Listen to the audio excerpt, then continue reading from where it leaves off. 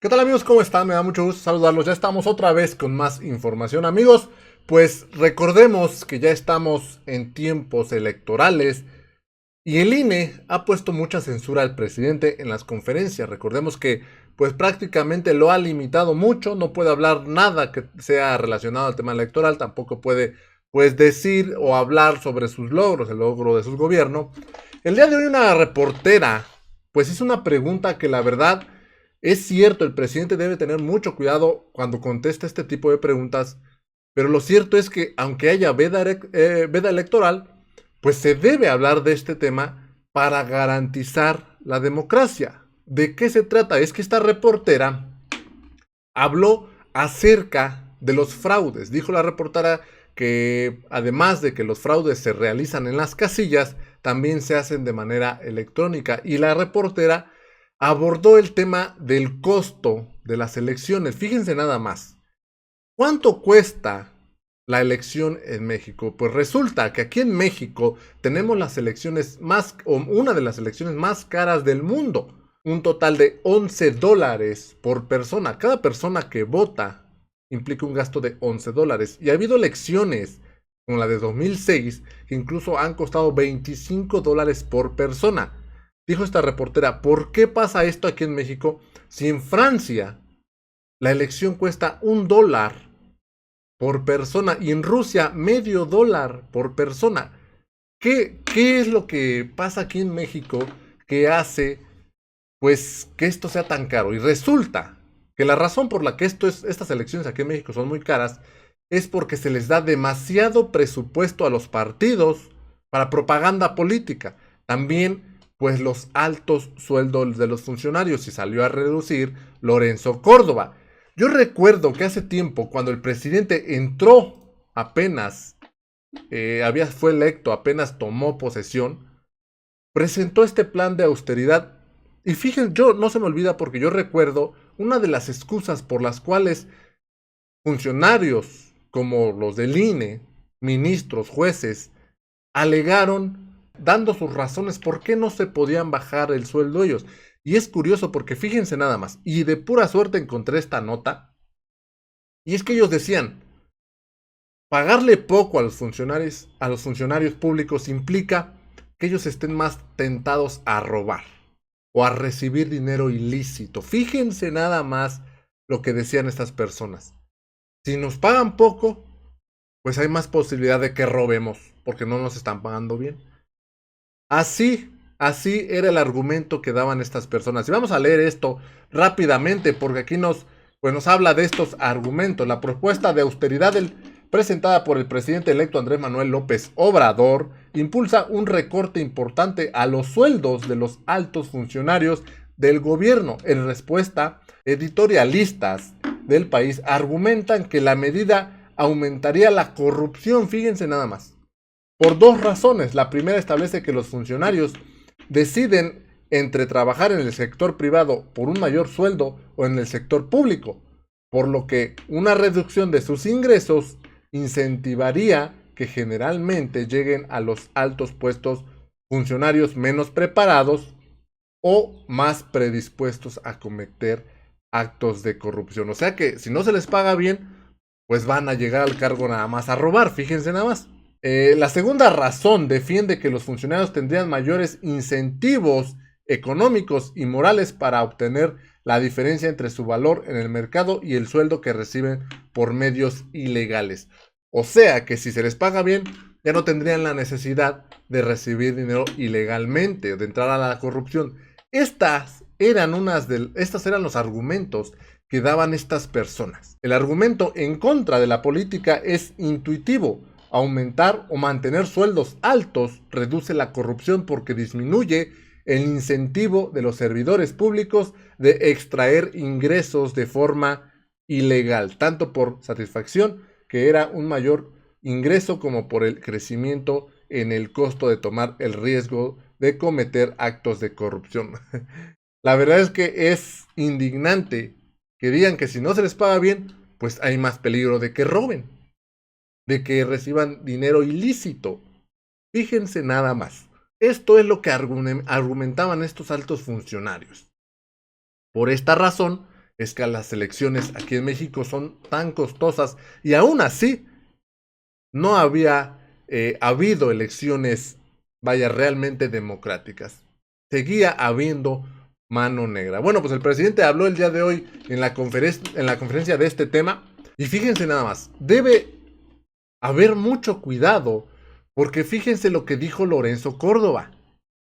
Lorenzo Córdoba compara a AMLO con Trump.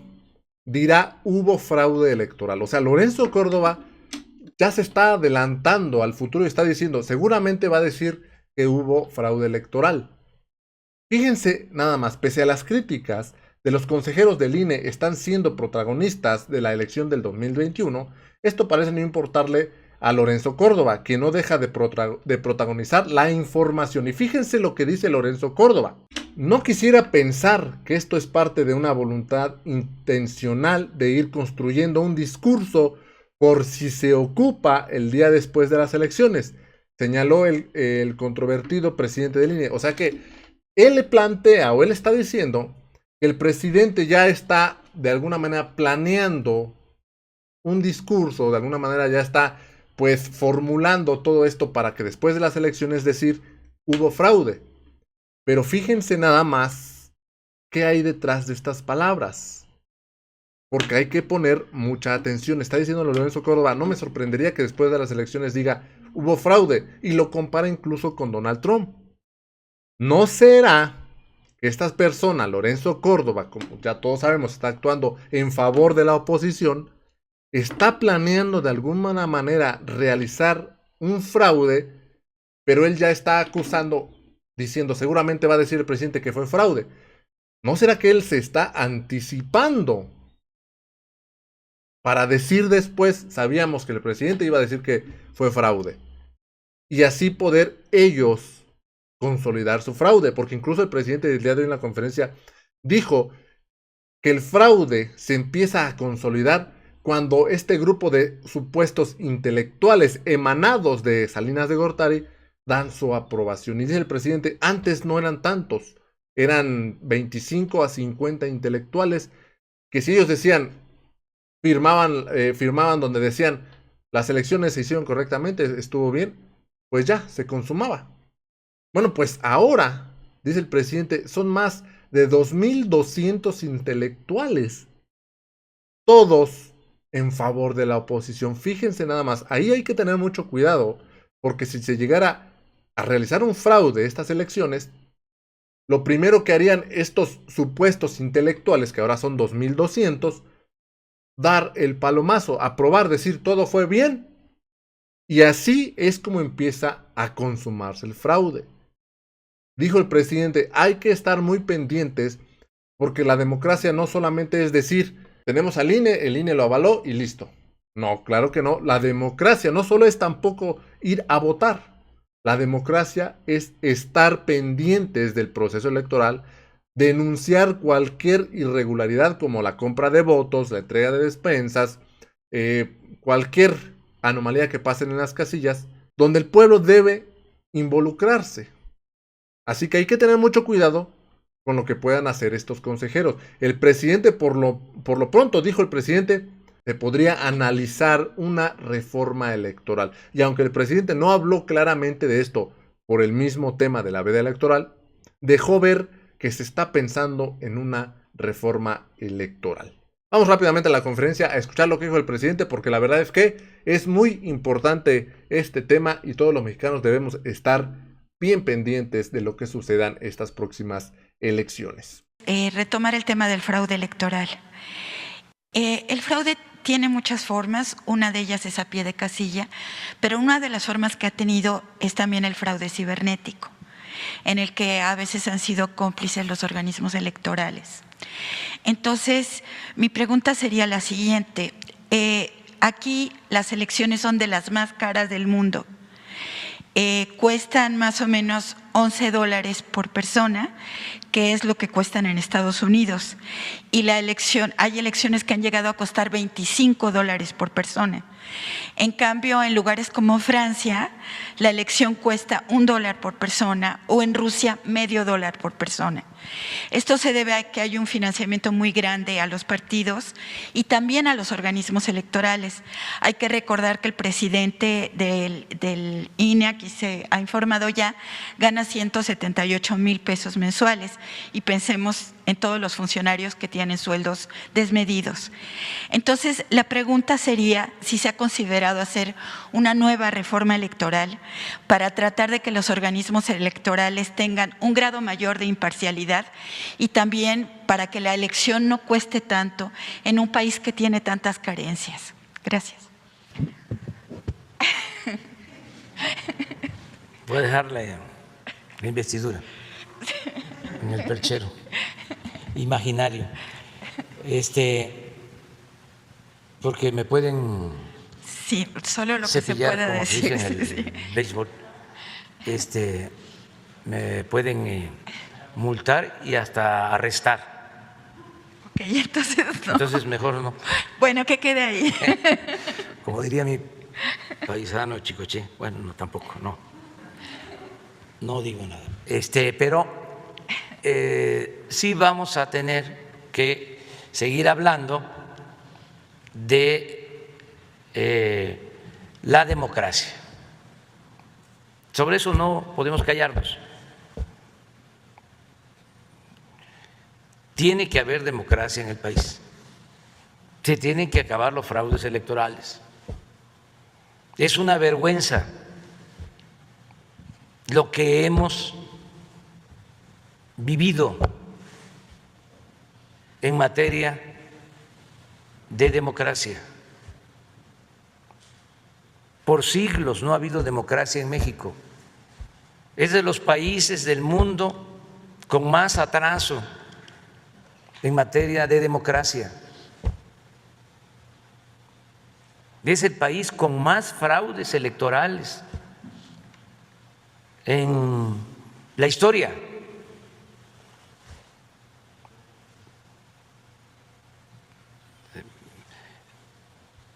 Se puede probar.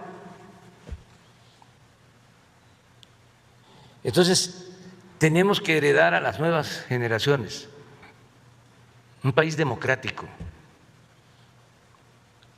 Y se tienen que terminar todas las prácticas antidemocráticas, fraudulentas, la compra del voto, el tráfico con la pobreza de la gente, el reparto de las despensas, todo eso que es delito electoral. Y todas las formas de fraude, como tú lo mencionas. No solo aplicaban el relleno de las urnas o el acarreo o la entrega de dinero por voto, sino falsificaban actas en los cómputos y últimamente el fraude cibernético, que lo aplicaron en el 2006. Un diplomático que fue embajador, y ese fue su premio, en Washington, creo que el hijo del que fue rector de la UNAM, Sarucán, en el 2006, junto con el cuñado de Felipe Calderón. Hay testimonios para más detalles. La película que se llama Fraude, que la recomiendo, de Mandoki, Ahí aparece en la película. Le hacen una entrevista breve y él asegura de que se contrató en ese entonces una empresa para el manejo del cómputo electrónico. Y resulta que la empresa era del cuñado de Felipe Calderón y de Branto, se llamaba la empresa, así se llama el señor. Y que las autoridades electorales pues sean imparciales, que no estén del lado del Partido Conservador, como sucede hasta ahora, desgraciadamente. No me pueden acusar de que estoy violando la ley, porque estoy hablando del Partido Conservador, que no tiene registro. ¿O Salinas es el Partido Conservador? No va, es de otro partido. ¿Diego Fernández de Ceballos es del Partido Conservador? No, es de otro partido. Líbano Sáenz es del Partido Conservador. Claudio X González es del Partido Conservador. No. Entonces, se tiene que evitar el fraude electoral.